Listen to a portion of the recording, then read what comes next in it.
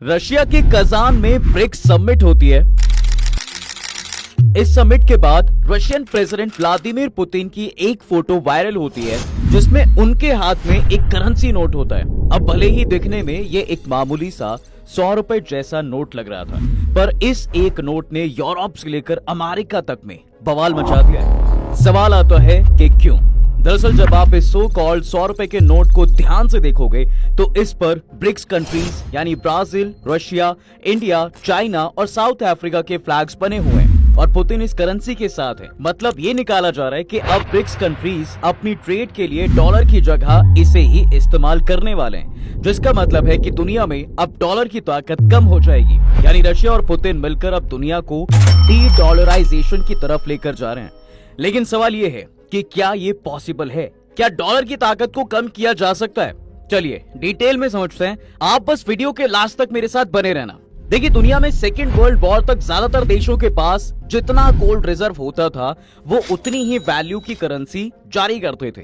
इसके बाद 1944 में दुनिया के 44 देशों के डेलीगेट्स मिले और अमेरिकी डॉलर के मुकाबले सभी करेंसी का एक्सचेंज रेट तय किया, क्योंकि उस वक्त अमेरिका के पास सबसे ज्यादा गोल्ड रिजर्व था और वो दुनिया की सबसे बड़ी और स्टेबल इकोनॉमी थी। अब आज 80 साल बाद यानी 2024 में दुनिया का 80% बिजनेस और 58% पेमेंट डॉलर में होता है। साथ ही दुनिया का 64% लोन और 59% फॉरेन एक्सचेंज रिजर्व भी डॉलर में है। यानी पूरी दुनिया में आज इसका दबदबा है। लेकिन अमेरिकी डॉलर के इसी दबदबे को कम करने की कोशिश होती रहती है।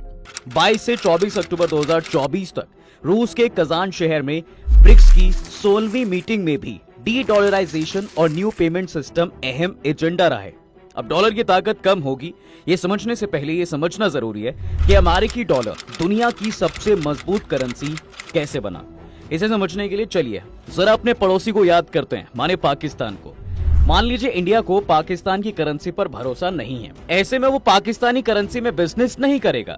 ऐसे ही दिक्कत के लिए 1944 में तमाम देशों ने मिलकर डॉलर को बेस करेंसी बनाया था। यानी भारत पाकिस्तान से डॉलर में कारोबार कर सकता है, क्योंकि उसे पता है कि अमेरिकी डॉलर डूबेगा नहीं और जरूरत पड़ने पर अमेरिका डॉलर के बदले सोना दे देगा। अब ये अरेंजमेंट बिल्कुल मस्त था और करीबन 3 दशक तक चला भी, क्योंकि डॉलर दुनिया की सबसे सेफ करेंसी बन चुका था। लेकिन 1970 की शुरुआत में कई देशों ने डॉलर के बदले सोने की मांग शुरू कर दी। ये देश अमेरिका को डॉलर देते और उसके बदले में सोना ले लेते। अब थोड़ा बहुत तो ठीक था, लेकिन जब ये ज्यादा हुआ तो इससे अमेरिका को दिक्कत होने लगी, क्योंकि इससे अमेरिका का गोल्ड रिजर्व खत्म होने लगा। वैसे डॉलर की मजबूती की एक और बड़ी वजह थी। दरअसल 1945 में अमेरिका के प्रेसिडेंट रूजवेल्ट ने सऊदी के साथ एक अग्रीमेंट किया था। इस अग्रीमेंट की शर्त ये थी साहब कि उसकी सिक्योरिटी अमेरिका करेगा और बदले में सऊदी सिर्फ डॉलर में तेल बेचेगा। यानी अगर देश को तेल खरीदना है तो उनके पास डॉलर होना बहुत जरूरी है।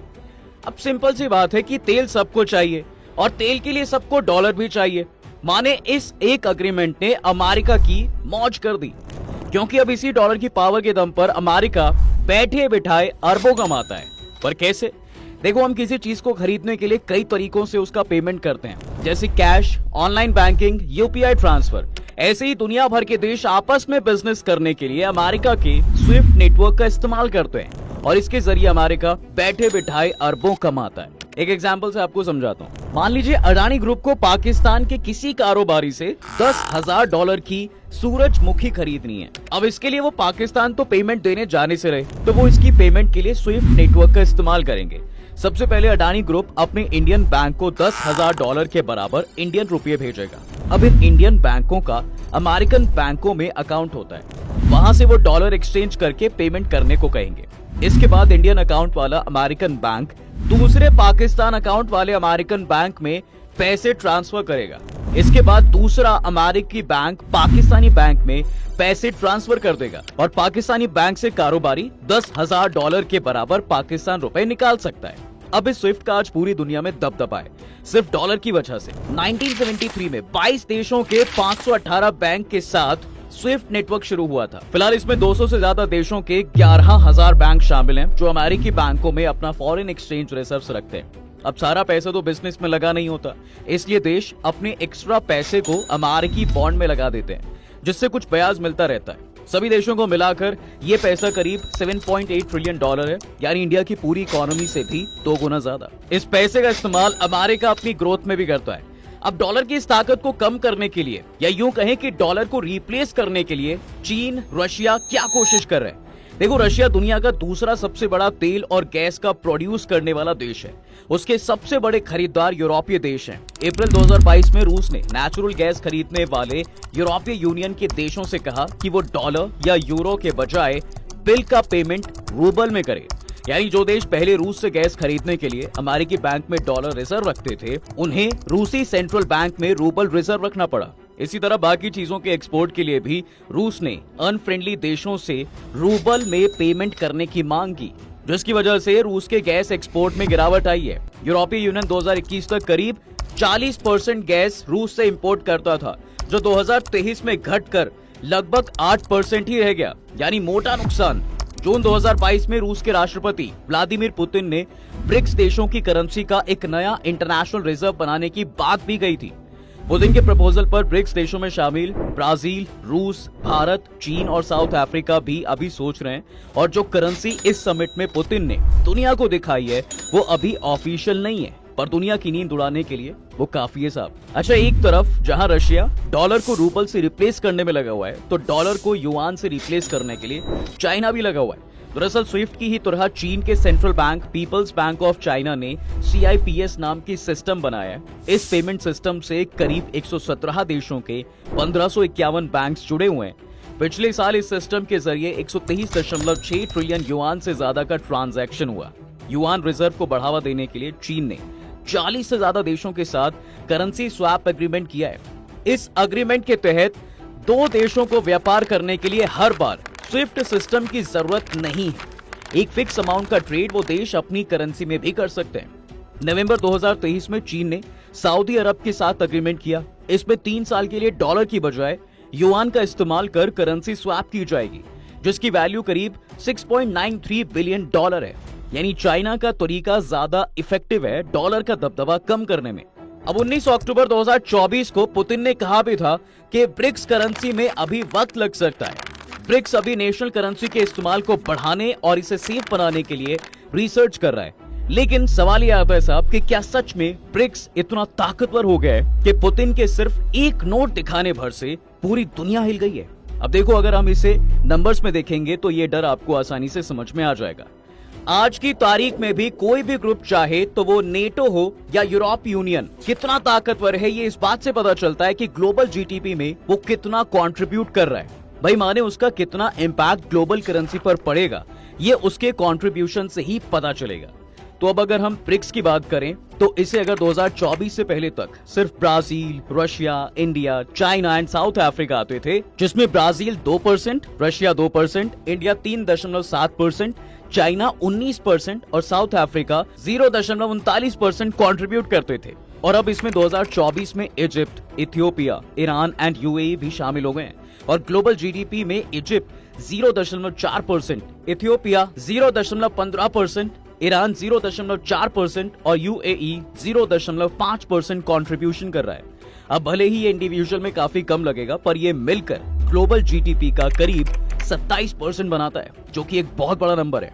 ऊपर से अगर UAE ने क्रूड ऑयल के डील को इस ब्रिक्स करेंसी में बेचना शुरू कर दिया तो साहब डॉलर को बड़ा झटका लगेगा। एक्सपर्ट्स के मुताबिक इस समिट में ब्रिक्स करेंसी की बात नहीं हो रही है, बल्कि उसकी जगह डॉलर के इंपोर्ट्स को धीरे धीरे कम करने पर बात की जा रही है। पुतिन ने यह भी कहा है कि ब्रिक्स एक सिस्टम की बात कर रहा है जो ब्रिक्स देशों के बीच होने वाले ट्रेड्स में इस्तेमाल किया जा सके। साथ ही इंटरनेशनल ट्रेड्स में डॉलर, यूरो जैसी वेस्टर्न कंट्रीज का इस्तेमाल ना किया जाए।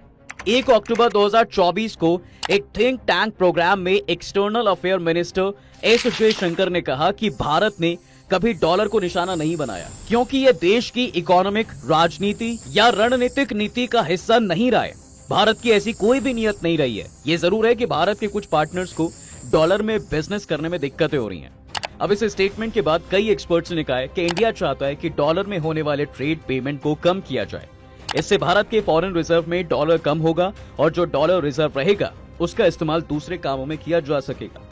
लेकिन क्या ये पॉसिबल है कि डॉलर की वैल्यू गिराई जा सकती है? क्या डी डॉलराइजेशन पॉसिबल है? अगर हाँ तो कैसे? देखिए, अमेरिकन इकोनॉमिक्स साइमन हंट की माने तो अगले 2 साल में ब्रिक्स की करेंसी या सिस्टम अमेरिकी डॉलर को टक्कर देगी। इसके साथ ही कई एक्सपर्ट्स ये भी मानते हैं कि ब्रिक्स देश किसी एक करेंसी को लेकर सहमत नहीं होंगे। हालांकि वो एक पेमेंट सिस्टम बना सकते हैं या अपनी अपनी करेंसी में ट्रेड करने के लिए तैयार हो सकते हैं। और अगर ब्रिक्स देशों में नेशनल करेंसी में ट्रेड होता भी है तो उसकी वैल्यू का बेस डॉलर को ही बनाया जाता है। जी हाँ, यानी रशिया और चाइना के बीच ट्रेड होता है तो रूबल और युआन की वैल्यू डॉलर के बेस पर ही तय की जाती है। अगर ब्रिक्स देश पेमेंट का कोई सिस्टम बना भी लेते हैं तो उससे डॉलर के इस्तेमाल में कमी आएगी, ना कि पूरी तरह से डी डॉलराइजेशन हो जाएगा। लेकिन अगर होता है तो क्या डॉलर की वैल्यू गिरने के साथ अमेरिका की वैल्यू भी गिर जाएगी? उसका दुनिया में दबदबा खत्म हो जाएगा? ये सवाल इसलिए भी है क्योंकि मजबूत डॉलर और इकोनॉमी के दम पर अमेरिका दुनिया भर में अपना दबदबा कायम करता है। जब भी कोई देश उसे किसी भी तरह की चुनौती देता है तो अमेरिका उस देश पर रेस्ट्रिक्शन लगा देता है। ऐसा कर अमेरिका देशों के बिजनेस से लेकर उनकी फॉरेन पॉलिसी तक को अफेक्ट करता है। डी डॉलराइजेशन देशों के बीच पावर बैलेंस को बदल सकता है, साथ ही नई तरह से ग्लोबल इकोनॉमी और मार्केट को डेवलप करेगा, जिससे अमेरिका का अफेक्ट होना लाजमी है। अमेरिकन प्रेसिडेंट के लिए रिपब्लिकन उम्मीदवार डोनाल्ड ट्रंप ने डी डॉलराइजेशन को अमेरिका के लिए बड़ा खतरा माना। उन्होंने हाल ही में एक चुनावी रैली में भी कहा था कि जो देश डॉलर का साथ छोड़ेंगे उन पर 100% टैरिफ लगा दिया जाएगा। हालांकि जेपी मॉर्गन में स्ट्रेटेजिक रिसर्चर एलेक्जेंडर वाइस कहते हैं कि डी डॉलराइजेशन से अमेरिकी बाजारों में डी इन्वेस्टमेंट्स और भरोसे में गिरावट हो सकती है, जिससे प्रॉफिट घटेगा। साथ ही इंटरनेशनल रिजर्व में डॉलर में कमी आएगी या दूसरी करेंसी में ज्यादा रिजर्व रखा जाएगा। अब सवाल आता है कि अगर अमेरिका का दबदबा घटेगा तो फिर बढ़ेगा किसका? चाइना, इंडिया या रशिया? अब जब हम ग्लोबल जीडीपी की बात करेंगे तो ब्रिक्स में 19% कंट्रीब्यूशन सिर्फ चाइना का था। तो क्या यहाँ सीधा सीधा चाइना का फायदा होने वाला है? ऐसा भी नहीं है। सिर्फ डी डॉलराइजेशन होने से चीन का दबदबा नहीं बढ़ सकता। दरअसल ब्रिक्स देश ये चाहते हैं कि उनका इन्वेस्टमेंट और फॉरेन रिजर्व डॉलर के अलावा दूसरी करेंसी में भी हो, जिससे अमेरिका डॉलर का इस्तेमाल किसी इन्वेस्टमेंट की तरह ना कर सके, क्योंकि अभी इन देशों का ज्यादातर फॉरेन रिजर्व डॉलर में ही है और कोई भी देश ये नहीं चाहता कि अमेरिका उनका रिजर्व फ्रीज कर दे। इसके साथ ही ब्रिक्स देश चीन की करेंसी को लेकर सहमत नहीं होंगे। उधर चीन का खुद का ज्यादातर फॉरेन रिजर्व डॉलर में ही है। ऐसे में वो ये नहीं चाहेगा कि डी डॉलराइजेशन हो और डॉलर की वैल्यू घटे, इससे चीन की इकोनॉमी पर इम्पैक्ट होगा। इसलिए चीन भी डी डॉलराइजेशन को धीरे धीरे कम करने की कोशिश करेगा और युआन को इंटरनेशनल करेंसी के तौर पर पेश करेगा। अब आखिर में आते हैं कि हमारे लिए ये घाटे का सौदा होगा या फायदे का। माने डी डॉलराइजेशन से भारत का फायदा होगा या नुकसान? देखिए, डी डॉलराइजेशन से इंडिया की अमेरिकी मॉनेटरी पॉलिसी और डॉलर पर डिपेंडेंसी कम होगी। साथ ही भारत के फॉरेन रिजर्व में दूसरी करेंसी का हिस्सा बढ़ेगा। इसके लिए भारत को धीरे धीरे डी डॉलराइजेशन का कदम लेना होगा। और अगर इंडिया और रशिया के बीच रूबल और रुपए में ट्रेड होता है तो भारत को फायदा होगा। लेकिन रूस यूक्रेन वॉर के दौरान हमने देखा है साहब कि इंडिया ने रुपए में रशिया से क्रूड ऑयल खरीदा, लेकिन कुछ वक्त बाद रूस को घाटा होने लगा क्योंकि उसके पास बहुत ज्यादा रुपया इकट्ठा हो गया था, जिसके बाद वो उसे कहीं इस्तेमाल नहीं कर पा रहा था। दरअसल रूस से भारत इंपोर्ट ज्यादा करता है और एक्सपोर्ट कम। उधर इंडिया ये तो बिल्कुल भी नहीं चाहेगा कि डॉलर की जगह चाइना का युआन ले, क्योंकि ड्रैगन पर हमें एक पैसे का भरोसा नहीं है। ऐसे में अगर डी डॉलराइजेशन करना भी है तो हमें कुछ और प्लान करना होगा, मानिए एक पूरा नया सिस्टम। अब वो कैसे और कब होगा ये तो खैर वक्त बताएगा। आपको क्या लगता है कि क्या कभी डॉलर की ताकत कम होगी? अपनी राय कमेंट्स में हमें जरूर बताएं। वीडियो अगर आपको पसंद आई है तो इसे लाइक और शेयर जरूर करें और जाते जाते चैनल को सब्सक्राइब करना बिल्कुल ना भूलें।